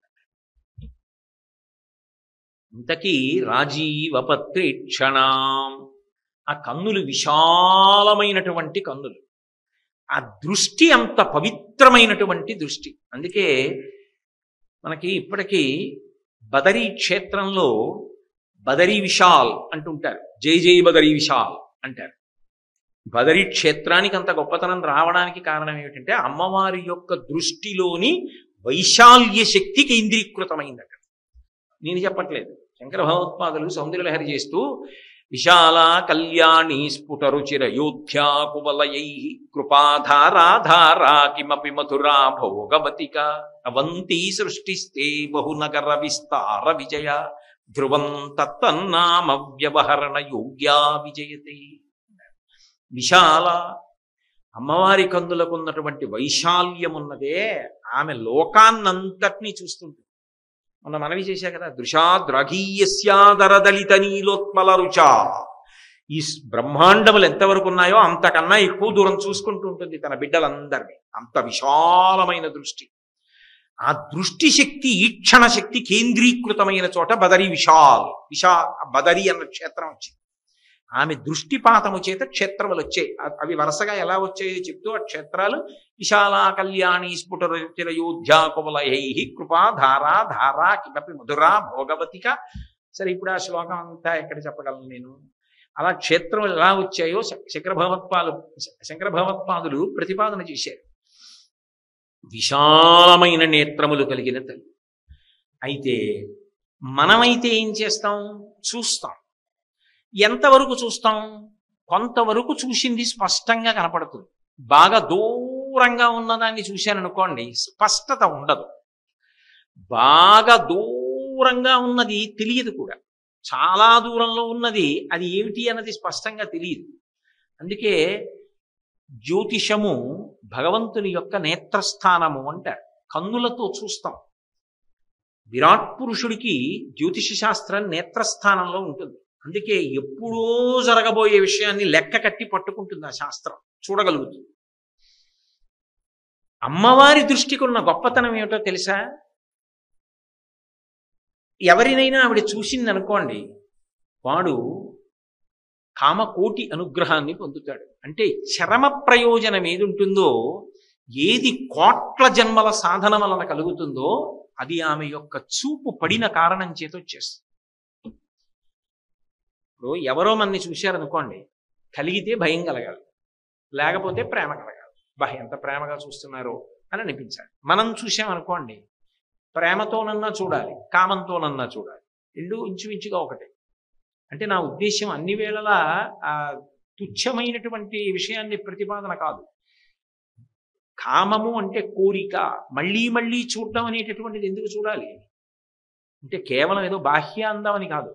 అబ్బా, నేను ప్రతిరోజు ధ్యానంలో ఏ కామాక్షి పరదేవతని చూస్తూ ఉంటానో ఆ కామాక్షి పరదేవతలా ఉంది ఆవిడ అని మళ్ళీ మళ్ళీ చూడొచ్చు. అందుకని అన్ని వేళలా అది దోషభూయిష్టమని ప్రతిపాదించడానికి వీల్లేదు. నేను పవిత్రమైనటువంటి దృష్టికోణంతో ప్రతిపాదన చేస్తున్నాను. లేదా కోపంతో చూడవచ్చు. మనం చూడటం వల్ల అవతల వారికి బహుధా ప్రయోజనము సిద్ధిస్తుందని చెప్పడం చాలా కష్టం. కానీ అమ్మవారు ఒకసారి చూసిందనుకోండి, ఇక వాడు పొందేటటువంటి శక్తిని చెప్పడం ఎవరికీ సాధ్యం. మూకశంకరులు కామాక్షి పరదేవతానుగ్రహంతో మూకపంచశతి చేశారు. అందులో ఆర్యాశతకము అని ఒక శతకం చేస్తూ అమ్మవారి చూపు గొప్పతనం చెప్పారు. చెప్తూ ఆయన ఒక మాట అన్నారు, అసలు శ్రీ కామాక్షీ కటాక్షితా పురుషాః విపినం భవనం అమిత్రమిత్రం లోష్టంచ యువతి బింబోష్టం. శ్రీ కామాక్షీ కటాక్షితా పురుషాః, ఎవరైతే అమ్మవారి చూపు పడినవాడు ఉంటాడో, ఎవరి మీద పడుతుంది? ఎవడు ఆ భక్తితో ఉన్నాడో వాడి వంక చూస్తుంది ఆవిడ. ఆవిడ చూసిందనుకోండి ఒక్కసారి, వాడు ఏమవుతాడంటేట విపినం భవనం, అరణ్యము భవనము ఒకటే వాడికి. అంటే భవనము సంసారమునకు సంకేతం, వైరాగ్యమునకు అరణ్యము సంకేతం. ఇక్కడున్నా అక్కడున్నా ఒక్కలాగే ఉంటాడు, తావరాకు మీద నీటి బొట్టు.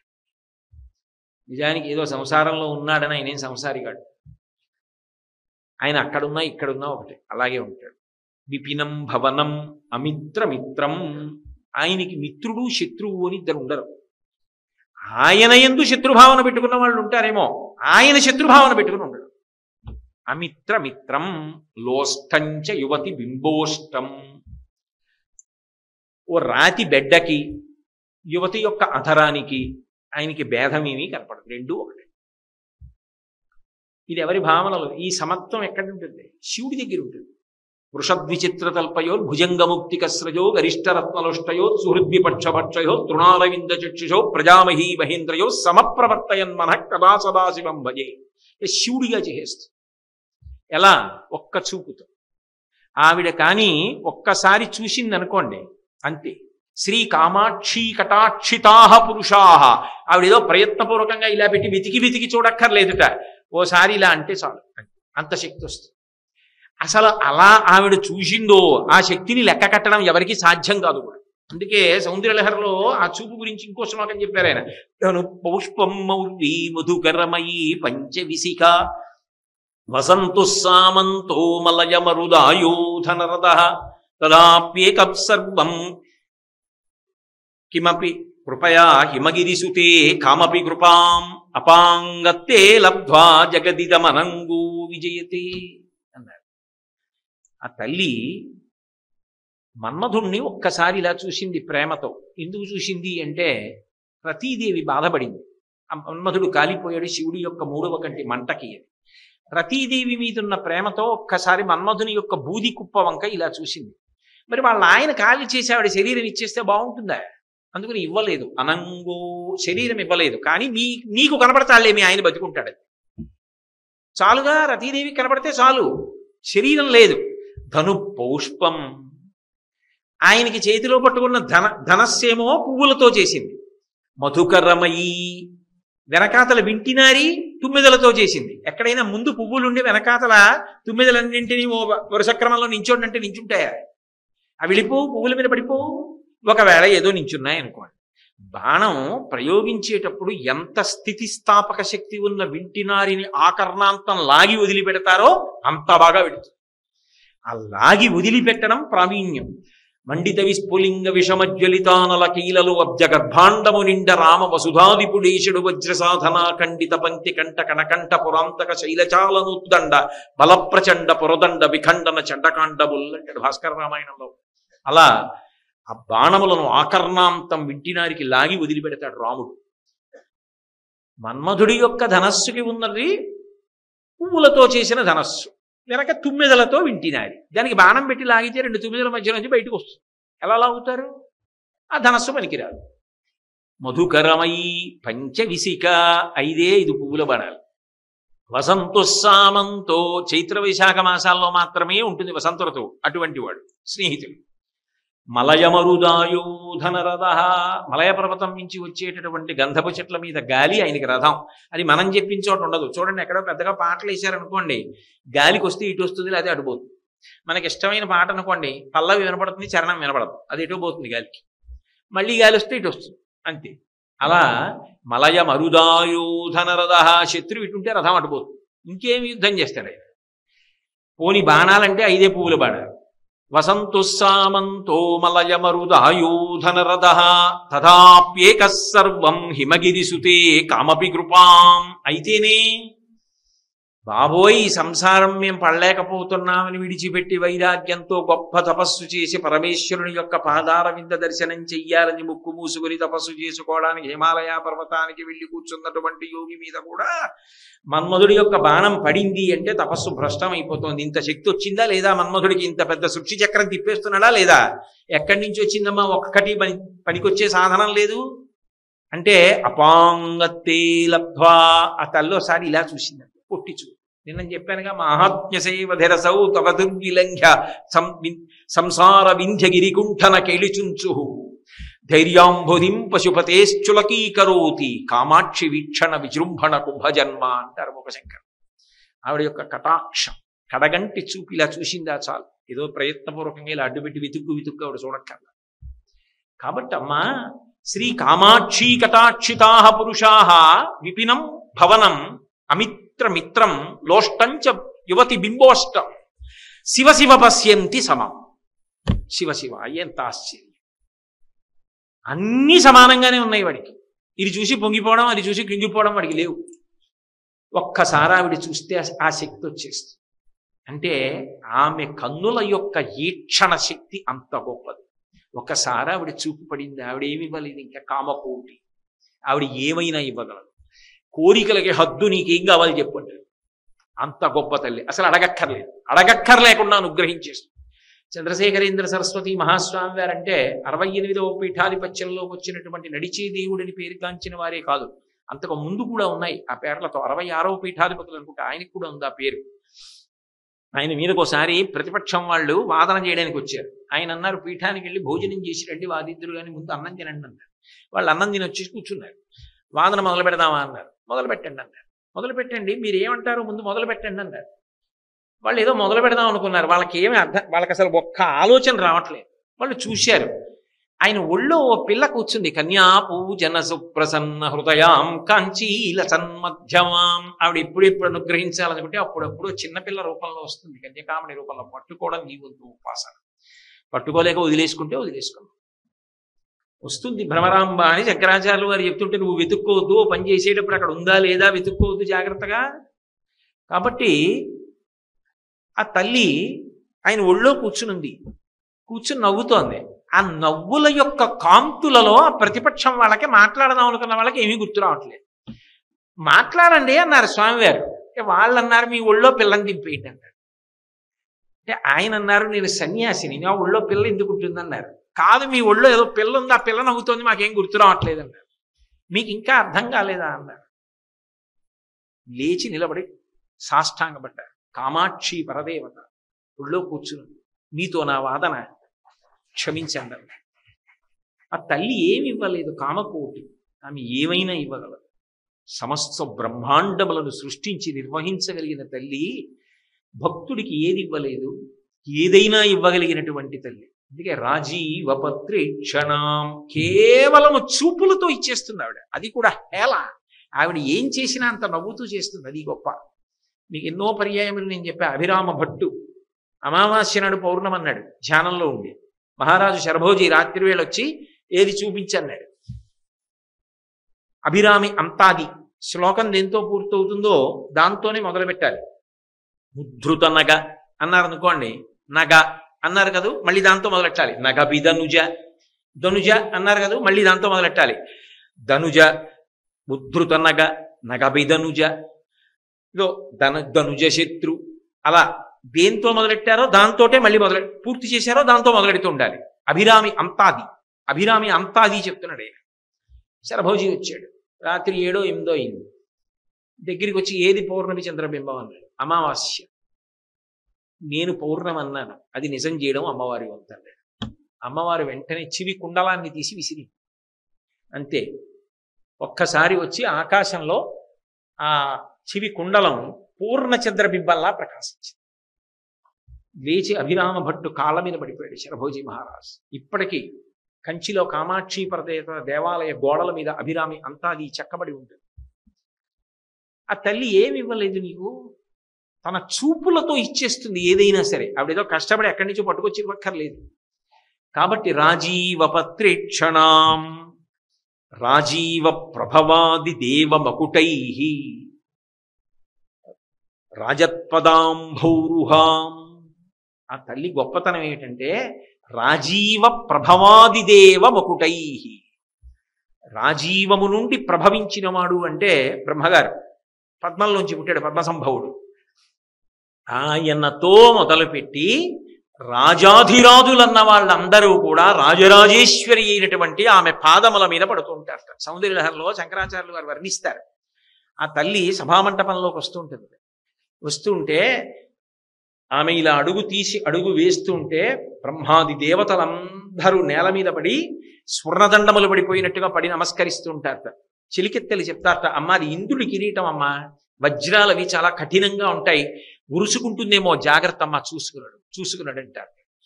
వాళ్ళ కిరీటములలో పొదగబడిన మణుల యొక్క కాంతుల చేత నీరాజనమివ్వబడుతున్న పాదములతో ఆమె కదిలి వెడుతుంది. వెళ్ళి విచిత్రం ఏంటంటే శంకరుడు కనపడగానే ఆమె మోకాళ్ళ మీద వంగి ఆయన పాదములకు తన తల తాకేటట్టుగా నమస్కరిస్తుంది. ఎంత గొప్పదైనా అంత భర్తృభక్తి కలిగిన. అందుకే మహామాయా విశ్వం భ్రమయసి పరబ్రహ్మ మహిషి ఆయన పేరెత్తేటప్పటికి ఆవిడికి అంత సంతోషం. కాబట్టి అమ్మా, నీ పాదములు నిరంతరము దేవతల యొక్క కిరీట కాంతుల చేత ప్రకాశిస్తూ ఉంటాయి. ఇదో దీపం దర్శయామి అంటాం. దీపం దర్శయామి అంటే దీపం వంక చూడమని కాదు దాని అర్థం. అక్కడే ఉన్నటువంటి భగవంతుని యొక్క పాదములకు దగ్గరగా, అంటే మరీ వేళ్లకు అంటుకునేటట్టుని కాదు, కొంచెం దూరంగా దీపపు కాంతి పడేటట్టుగా పాదాల దగ్గర పెట్టి నీ మనసుతో చూడు.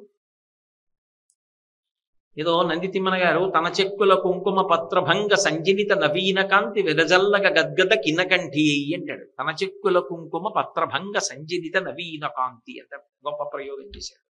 అలా ఆమె చెక్కిళ్లకున్న కాంతికి ఆమె చెక్కిళ్ల మీద అలదుకున్న అంగరాగముల కాంతులు కలిసేట కోపం వచ్చినప్పుడు ఆ ఎరుపులో. ఎందుకనంటే మరి ఏదో హరిచందన కోటరమునకు బోవునాగ తరుణియబోలెన్, ఎర్రచందనపు చెట్టు తొర్రలోకి వెళ్ళిపోయిన ఆడత్రాచుపంలో వెళ్ళిపోయింది ఆ రోజున సత్యభావం.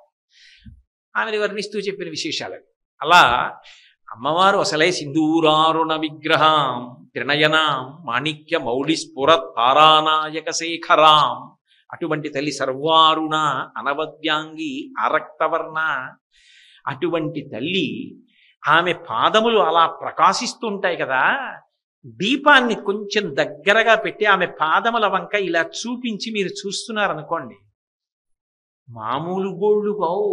నకధీదితి సంచన్న మజ్జన తమోగుణ, చంద్రకాంతులు వస్తున్నటువంటి గోళ్ళు, ఆ వేళ్లకి పెట్టబడినటువంటి మట్టెలు, పాదములకున్న మంజీరం, పచ్చటి పట్టుబట్ట, దానికి ఎర్రటి అంచు, ఎర్రటి పాదాలు, పచ్చటి పారాణి, ఆ పసుపచ్చటి పసుపు, దాని మీద ఎర్రటి పారాణి రేఖలు, మధ్యలో పెట్టిన చుక్కలు, దాని మీద పువ్వులు, ఆ పువ్వులు తోసి ఇలా కొద్దిగా దీపం పెట్టి చూస్తే ఆ కాంతుల వంక చూసి నిన్ను మానసికంగా మురిసిపోమని.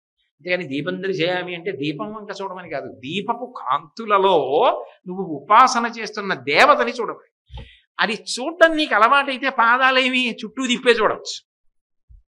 ఇది అలవాటైంది అనుకోండి, ఇలా చుట్టూ దీపం తిప్పుతున్నప్పుడు మూర్తి యొక్క అంగ ప్రత్యంగముల యొక్క సౌందర్యాన్ని, తల, కిరీటం, తదినాటి చంద్రరేఖ ఇలా కిందికి తిప్పేటప్పటికి యువతల చెయ్యి, చేతికి ఉన్నటువంటి బాహుపురి, కేయూరం, గాజులు, చెయ్యి, ఉంగరాలు, ఇంకొంచెం కిందకు వస్తే ఆమె తొడ, ఆ మోకాలు నుంచి ఆ పచ్చటి పట్టుబట్ట, ఆ పాదానికి పక్కనున్న పిక్క, ఆ పాదం, వేళ్ళు, యువతలి పాదం, ఇలా దీపం తిప్పుతున్నప్పుడు ఆమె రూపాన్నంతటినీ కూడా నువ్వు ఆ దీపపు కాంతిలో చూడవచ్చు.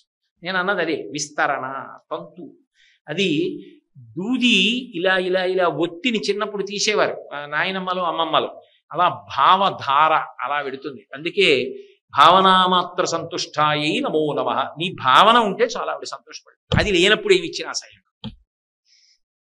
కాబట్టి అంత గొప్ప పాదములు కలిగిన తల్లి అంటే ఇంతమంది యొక్క నమస్కారములు అందుకుంటుంటుంది. రాజాధిరాజేశ్వరీ. ఆవిడ ఇవ్వలేనిది ఏముంటుంది, ఆవిడ చెయ్యలేనిది ఏముంటుంది, దేనికి బెంగపెట్టుకుంటావు?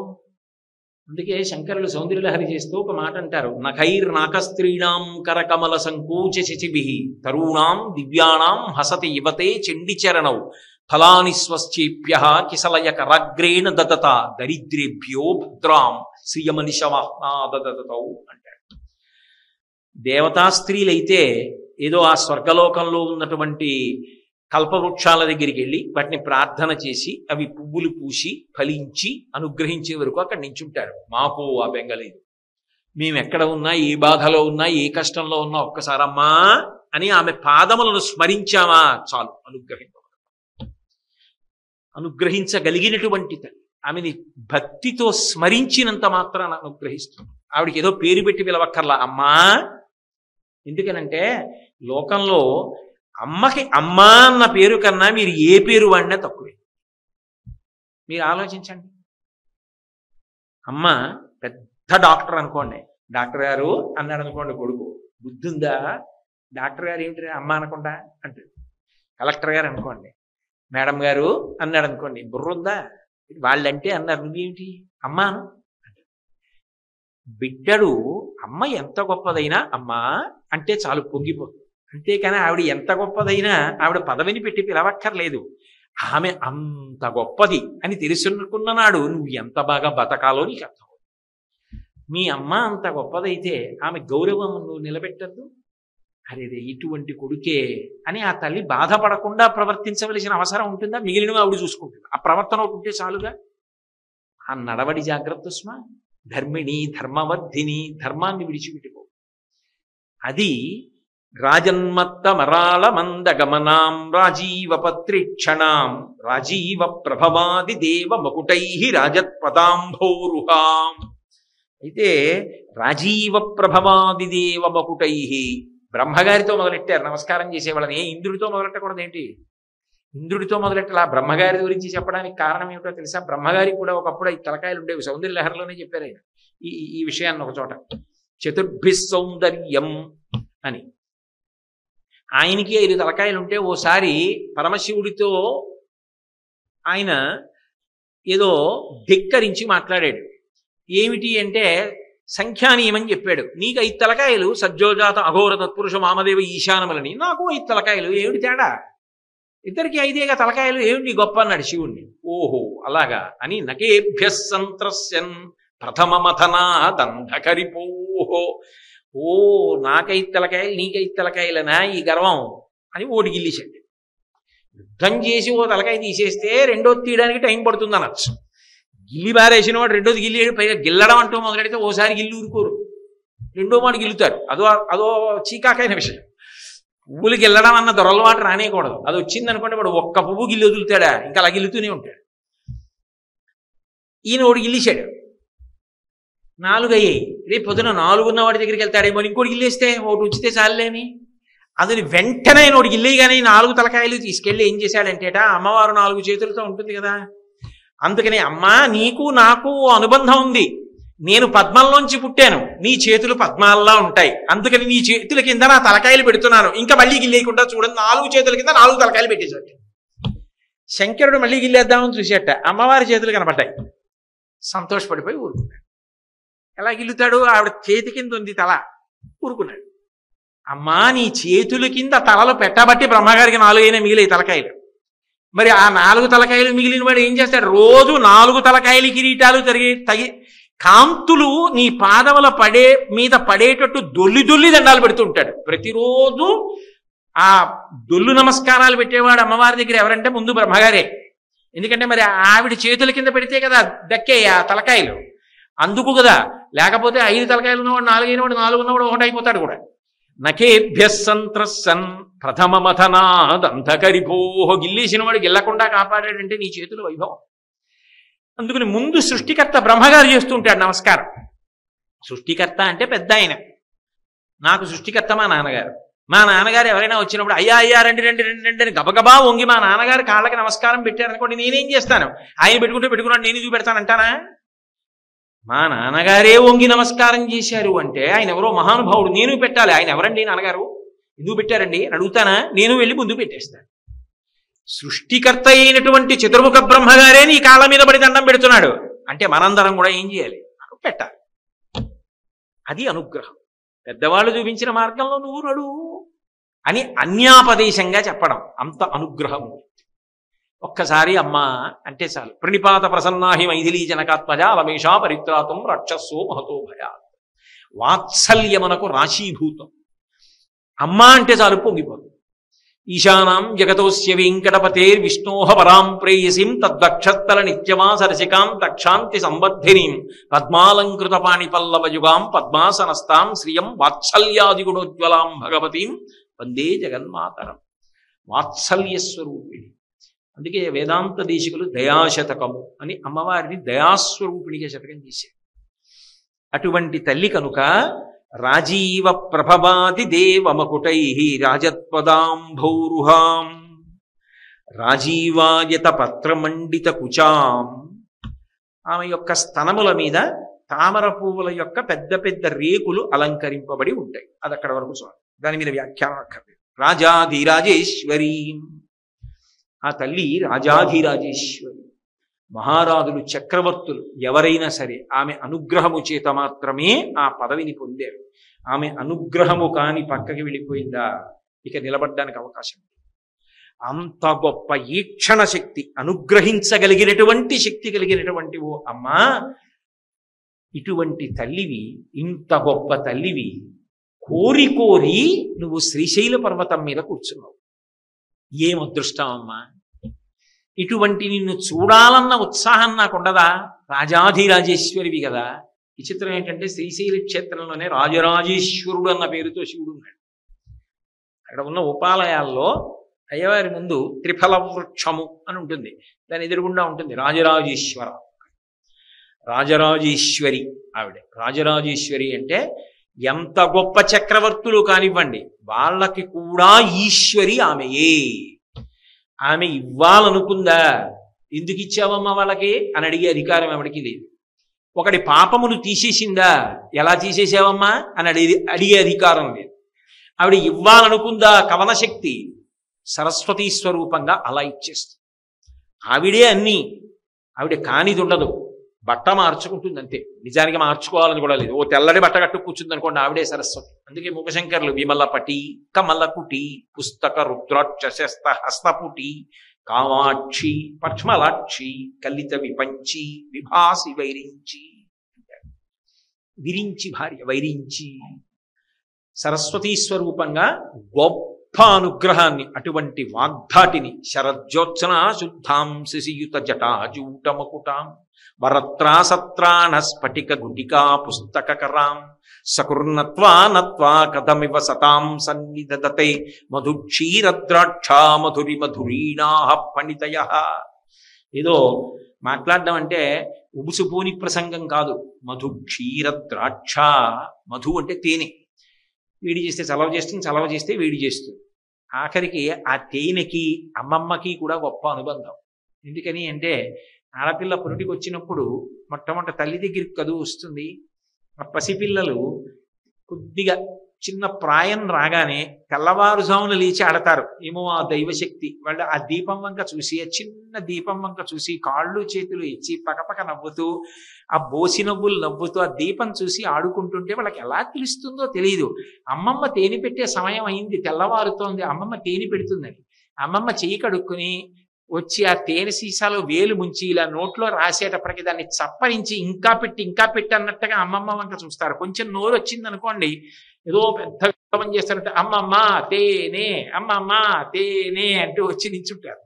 అంటే ఇంతమంది యుగుల్ని చూసిన తల్లి ఎదురుగుండా ఉన్నారు. ఆవిడ ఎంతమంది పసిపిల్లల్ని చూశారో, ఎంతమందికి కురుళ్ళు పోశారో మహాతల్లి. కామాక్షి పరదేవత అలా అనుగ్రహించి వచ్చారు. కాబట్టి ఆ తల్లి తేనె పసిపిల్లల దగ్గర నుంచి అనారోగ్యంగా ఉన్నవాడు కూడా తేనె తీసుకుంటాడు. దురదృష్టం మధుమేహం ఉంటేనే, లేకపోతే ఆ తేనె పుచ్చుకుంటారు. కాబట్టి ఆ తేనె ఏమి ఇవ్వదు. సరస్వతీదేవి అనుగ్రహానికి తేనె నైవేద్యం చేస్తారు. అమ్మవారికి అభిషేకం చేసే పదార్థాలలో అత్యంత శక్తివంతమైన పదార్థాలలో తేనె ఒకటి. తేనెతో అభిషేకం సుబ్రహ్మణ్యుడి విషయంలోనూ అమ్మవారి విషయంలోనూ అంత శక్తివంతం. తేనె ఎంత తీయగా ఉంటుందో అటువంటి మాటలు ఇస్తుంది. తేనె ఏదో తీయగా ఉండడమే కాదు, గొప్ప శక్తిని ఇస్తుంది, రోగములను హరిస్తుంది. మధు, క్షీర, పాలు పసిపిల్లల దగ్గర నుంచి అన్నీ వదిలిపెట్టేసినటువంటి సన్యాసాశ్రమంలో ఉన్న పెద్దల వరకు తీసుకుంటారు. అది సమీకృత ఆహారం. అది జంతు శరీరం నుంచి వచ్చిన అపారమైనటువంటి సత్వగుణాన్ని ఇస్తుంది. పాలు ఎంత సమీకృత ఆహారమో అవతల వాడి మాటలు అంత దార్శనికములై నిలబడతాయి. అటువంటి మాటలు చెప్పగలిగిన శక్తిని ఇస్తుంది, అటువంటి ధారణాశక్తిని ఇస్తుంది. ద్రాక్ష లోకంలో ఒలిచిపెట్టమ్మా తింటాను అనరు. ద్రాక్ష పండు ఎవరు? అరటిపండు అయినా ఓపిక లేదమ్మా కొంచెం ఒలిచి తెచ్చిపెడదు అంటారేమో కానీ ద్రాక్ష పండు ఒలిచి తెచ్చిపెట్టమంటారా? అందరూ. అందున మంచి వేసవి కాలంలో చల్లగా ఉన్న ద్రాక్ష పళ్ళు కడిగి ఓ గిన్నెలో వేసి తెచ్చిపెట్టారనుకోండి, నోట్లో పడేసుకొని నువ్వు పళ్ళు కూడా ఉండక్కర్లేదు. అయ్యో శక్తి ఎక్కడ ఉందనడానికి అదేమైనా చెగుడిలే. పళ్ళ మధ్య పెట్టి నొక్కినా, పళ్ళు లేకపోతే నాలుక పెట్టి పైదవడకేసి నొక్కినా అవి చిట్లి ఆ తీయటి రసం వచ్చి శరీరాన్ని పోషించినప్పుడు పొందే ఆనందం. మధుక్షీర ద్రాక్ష మధురిమధురీణాహ పణితయ, అటువంటి వాక్కులు ఇస్తుంది శంకర భగవత్పాదుల వాక్కులు. అందుకే మహానుభావుడు వసంత ఋతువులో వచ్చారు, చైత్రమాసంలో, వైశాఖ మాసంలో వచ్చారు. వైశాఖ శుక్ల పంచమి. మధుమాసము మాధవ మాసము అని పేర్లు చైత్ర వైశాఖ మాసాలకి. మాధవ మాసంలో వచ్చారు. శంకరుల మాటలకు ఆ సువాసన. అందుకే కదా అష్టకం అంత గొప్పగా ఉంది. మాటకు వాసన, మాటకు పటుత్వము. రామచంద్రమూర్తి చైత్రమాసంలో వచ్చాడు. నోరు విప్పితే ధర్మం మాట్లాడతాడు. నడవడి అంత ఆదర్శప్రాయంగా ఉంటుంది. ఆ తల్లి అనుగ్రహం కలిగినటువంటి వాళ్ళందరూ కూడా అటువంటి స్థితిని పొందుతారు. పోతనామాచ్యుల వారు మహానుభావుడు 12 స్కంధముల భాగవతాన్ని ఆంధ్రీకరించాలనుకున్నాడు. భగవతిని ప్రార్థన చేశాడమ్మా, నువ్వు పలకాలి నా నోటి మీద, నా నాలుక మీద పలికితే అప్పుడు 12 స్కంధములను ఆంధ్రీకరించగలుగుతాను, లేకపోతే సాధ్యం అవుతుందా? అందుకే అమ్మలగన్నయమ్మ ముగురమ్మల మూలపుటమ్మ చాలా పెద్దమ్మ సురారులమ్మ కడుపారడి బుచ్చినయమ్మ తన్ను లోనమ్మిన విల్పుటమ్మల మనంబున ఉండెడియమ్మ దుర్గమాయమ్మ కృపాబ్ధినిచ్యుత మహత్వ కవిత్వ పటుత్వ సంపదల్ అన్నారు. నిజానికి ఆ పద్యం ఏమిటో తెలుసా? ఓం ఐం హ్రీం శ్రీం శ్రీమాత్రే నమః. అదే ఆ పద్యం. మంత్రాన్ని మార్చారు పోతన గారు.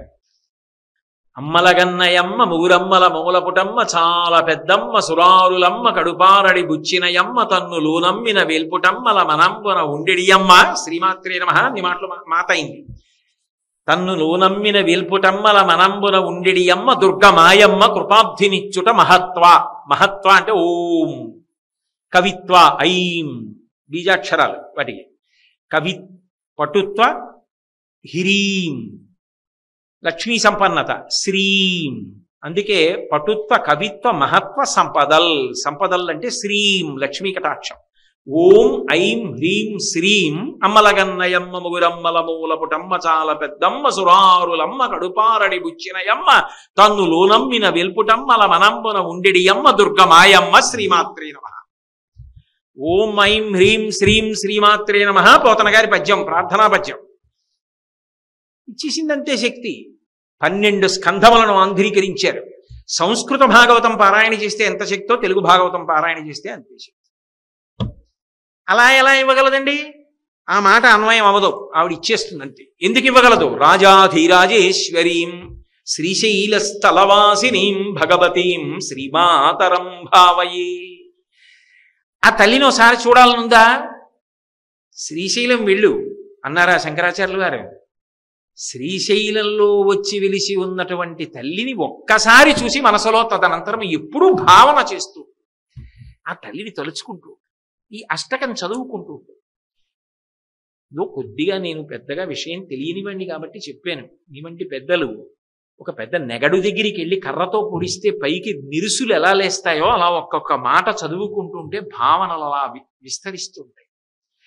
అలా ఆలోచన చేస్తూ కళ్ళు మూసుకుని ఒక్కొక్క శ్లోకం చదువుకుంటూ గొప్ప ఆనందాన్ని పొందడం ఉందే, అది నిజమైన తపస్సు. దాని చేత అంతర్ముఖ సమారాధ్య బహిర్ముఖ సుదుర్లభ. ఆవిడ ఏమైనా ఇవ్వగలదు సుమా అన్నది శంకర భగవత్పాదుల యొక్క ప్రతిపాదన ఈ శ్లోకంలో. రేపు అబ్బో చాలా గొప్ప యోగ సంబంధమైనటువంటి శ్లోకాన్ని చెప్తారు శంకరులు. జీవితంలో అత్యవసరమైన విషయాలు, చాలా చాలా అవసరమైన విషయాలను ఎన్నిటినో ప్రతిపాదన చేస్తారు. షట్తారాంగణ దీపికాం అని మొదలుపెట్టి